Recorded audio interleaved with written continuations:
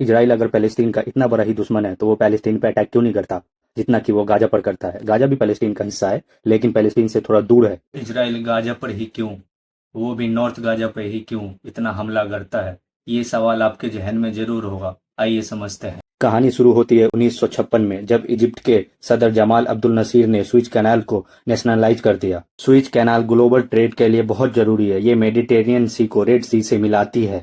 दुनिया में trade switch canal के बगैर करने का मतलब ये है एशिया से मिडिल ईस्ट से ऑयल लेकर गुड्स लेकर पूरी दुनिया का चक्कर लगाना पड़ेगा। ऐप ऑफ गुड्स से होकर गुजरना पड़ेगा। कॉस्ट ज्यादा आएगा, टाइम ज्यादा आएगा, ट्रेड नहीं हो पाएगा। स्विच कैनाल यही चीज मुमकिन बनाती है। ग्लोबल ट्रेड का आज 12% स्विच कैनाल से होकर गुजरता इजिप्ट अपनी इकोनॉमी का $9 बिलियन सिर्फ स्विच कैनाल से ही कमाता है। है। 1948 से लेकर 1950 तक इजिप्ट ने इजराइल के वैसिल को गुजरने नहीं दिया।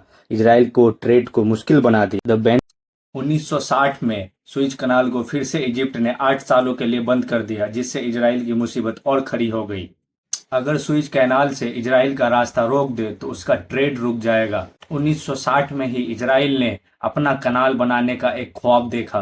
बेन-गुरियन कनाल जो एक कर्व्ड कैनाल मैप है, इस डिजाइन पर ये कैनाल बने तो पैलेस्टीन की आबादी को मुतासिर किए बगैर ये कैनाल बनाई जा सकती है। बट बिलियंस ऑफ डॉलर की इन्वेस्टमेंट होगी और ये कनाल 300 किलोमीटर लंबी होगी। इजराइल ने एक नया डिजाइन बनाया। वो अपनी कॉस्ट बचाने के लिए, अपना वक्त बचाने के लिए कि इसको सीधा बनाते हैं और सीधा गाजा पट्टी से लेकर जाते हैं।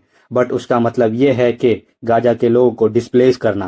नॉर्थ गाजा में बमबारियां करनी पड़ेगी, जेनोसाइड करना पड़ेगा, मासूम लोगों का कत्ल करना और इजराइल इसी पर तुला बैठा है। Those of people who don't know इसी तरह का एक और कैनाल है पड़ेगा। पनामा कैनाल है और इस कैनाल पे ब्लैक रॉक ने पहले ही कब्जा कर लिया है। समझ लीजिए फिनामा कैनाल ग्लोबल ट्रेड का 5% ऑपरेट करता है और स्विच कैनाल ग्लोबल ट्रेड का 12% ऑपरेट करता है। इसी से आप समझ ये दो कनाल यहूद के हाथ में लग गई तो दुनिया का 17% ट्रेड पर इनका कब्जा हो जाएगा। मैं ये सब बातें आपको क्यों बता रहा हूँ? ताकि आप अपने मुल्क में आवाज उठाएं इस जालिम कौम के खिलाफ जो जेनोसाइड करती है, मासूम लोगों को मारती है। ये फासिक कौम है, हम इनको नहीं मानते।